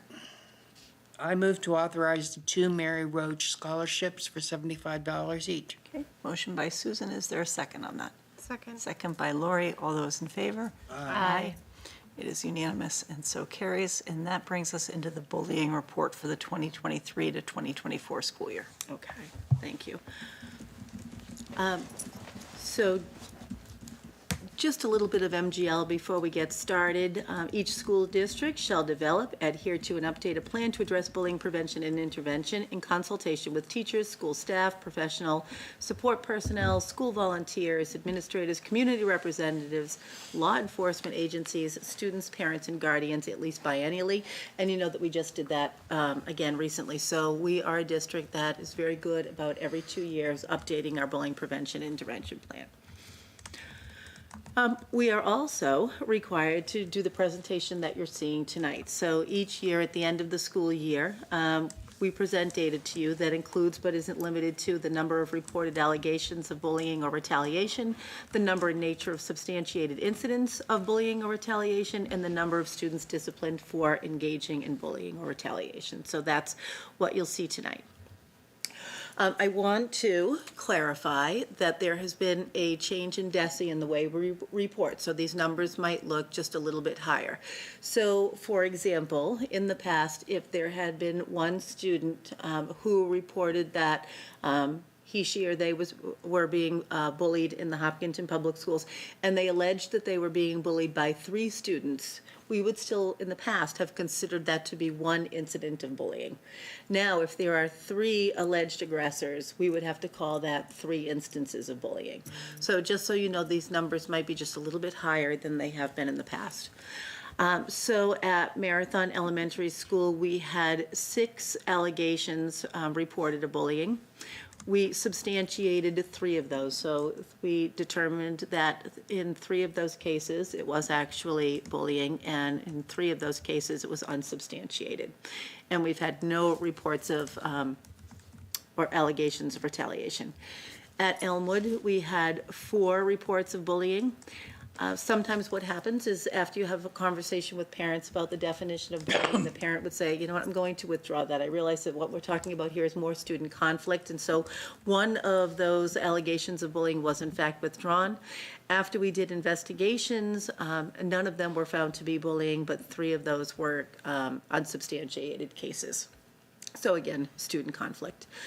At Hopkins, we had 10 allegations of bullying, but then 1 of them was withdrawn.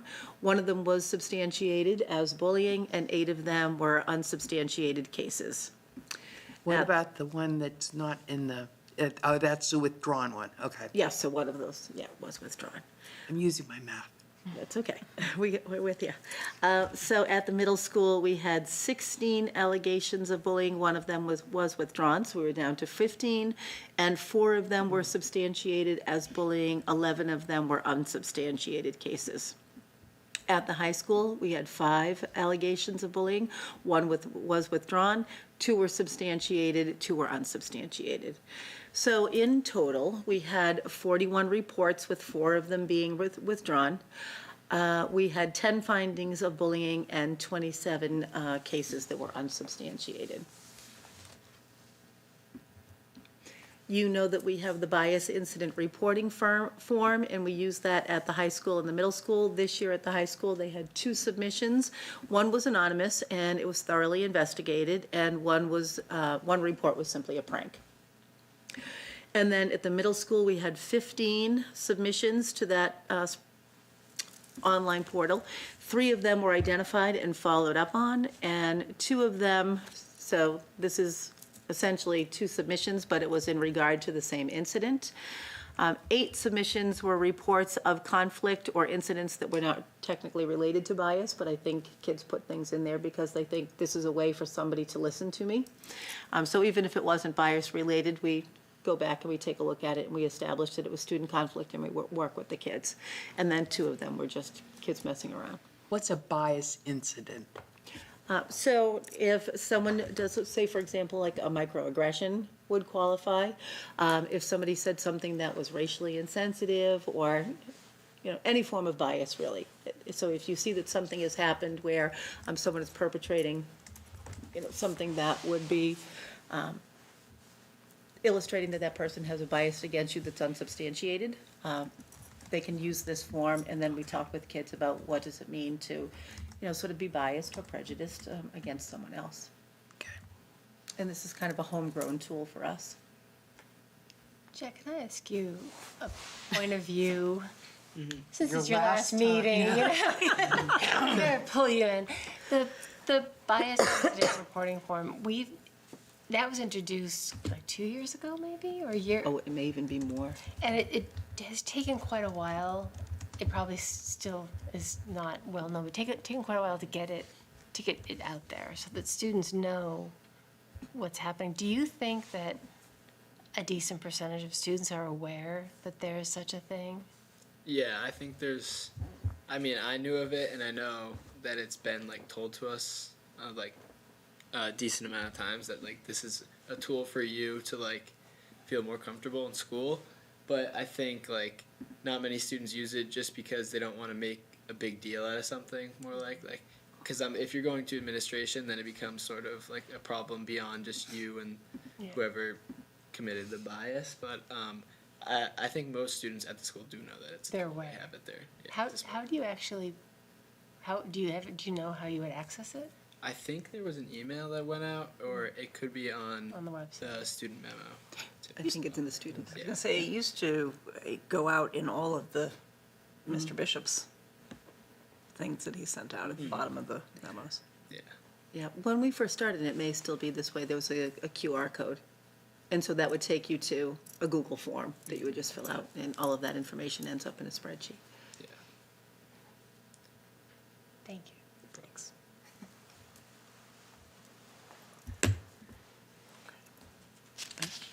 Okay, thank you. Great, thank you. I always like to reflect on that a little bit after and kind of absorb it, but the higher numbers, I don't think are always a bad thing. I don't think it always means that the number of cases is going up, but I think sometimes means that people are more comfortable reporting and kind of Yes. questioning, what happened, even in light of the way that they've changed the reporting.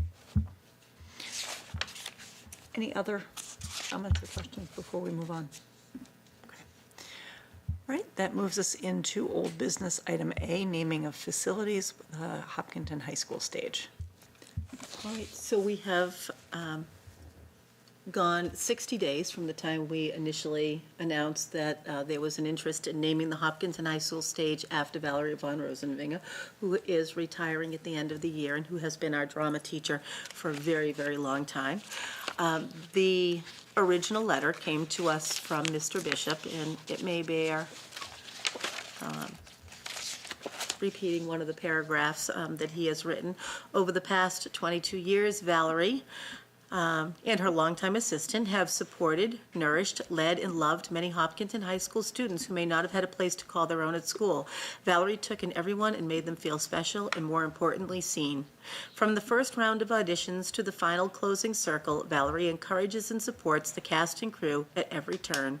The bonds they form give the students a reason to come to school and to be a part of something. Furthermore, naming the stage after Valerie symbolizes our gratitude and appreciation for 22 years of exemplary service. It's a way for us to express our respect and admiration for all that she has accomplished during her tenure and to ensure her legacy lives on for years to come.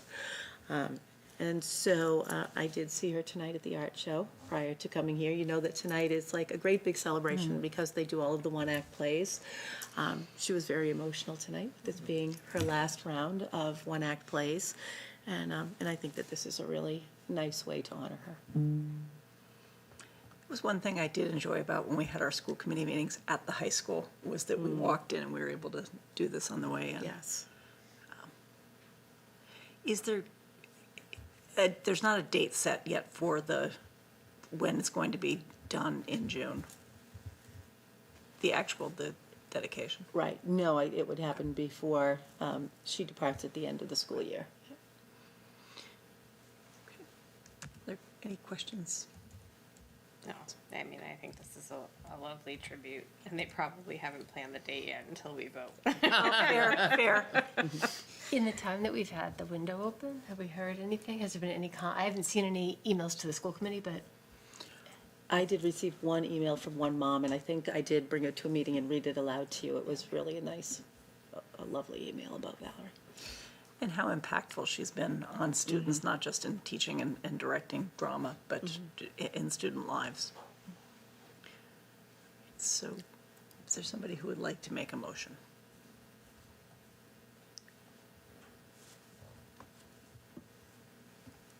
Motion to rename the Hopkinton High School stage. I'll make that motion. I was hoping you'd give words. This is TBD. I would like to make a motion to rename the Hopkinton High School stage in honor of Valerie von Rosenvinge, and rename it the Valerie von Rosenvinge stage upon her retirement in June 2024. Okay. Motion by Amanda. Is there a second on that? Second. Second by Lori. All those in favor? Aye. Okay, that is unanimous. I will look forward to seeing the stage with the new dedication. So It'd be lovely. that brings us into the final intent to travel for Spain. Dr. Kavanaugh. Okay. So we have a group of students going from the high school to Spain. Their departure day and date is April 20th, 2025, which is a Sunday, and they will be returning 6 days later on a Saturday, which is April 26th, 2025. I think that this is our final approval, and so we just need your vote to get those kids to Spain. I move to approve a trip to Spain for April 20th to the 26th of 2025. Okay, motion by Lori. Is there a second on that? Second. Second by Susan. All those in favor? Aye. Aye. I'm a little excited to vote on that one because my daughter's going on that trip. Oh, that's very exciting. I should have commented, but I didn't catch previously when we saw this, that this is not EF Tours. This is a different company, so I was actually World. kind of excited to see that we're trying another World Strides. Yeah, I've Another actually company. traveled with them before. Have you?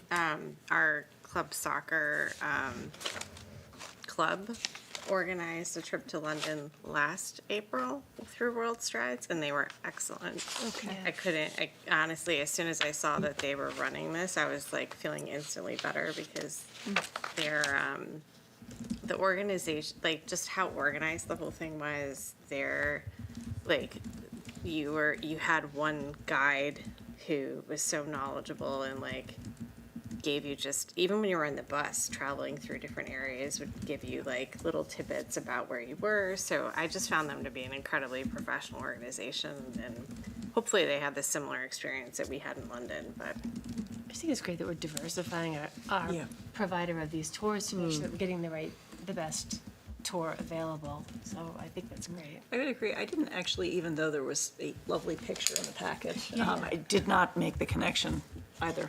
Right, yeah. I caught that today and I was like, oh yeah, I should have seen it before. It's great. yeah, I'm a little jealous of this one. I would have That is loved to have gone. not looking for chaperones. At least I haven't heard of any yet, but I don't know that I would be invited by the high schooler. Been made clear by my middle schooler that I am not welcome to chaperone basically anything. Basically anything. All right, so that moves us into the items by consensus. All right. Lori and Amanda, it's the last time you'll hear this one. All right, as superintendent, I recommend the school committee approve the items by consensus as outlined in your agenda. We're going out with a bang because this goes all the way to M. This is a lot Sure of does. items by And consensus. after the second page, Oh, sorry. And didn't make the N, cut. Yep. yes, N. okay. So moved. Motion by Amanda, is there a second on that? Second. Second by Susan, all those in favor? Aye. And that is unanimous and so moved. And then looking for our final motion to adjourn for this election cycle. So moved. Motion by Lori, is there a second? Second. Second by Amanda, all those in favor? Aye. Aye, and we are adjourned at 8:57. Our next meeting is June 6th. It's the reorganization and regular meeting of the school committee. Thank you all for tuning in, and I hope everybody will make it to the ballot to vote on Monday. Thanks.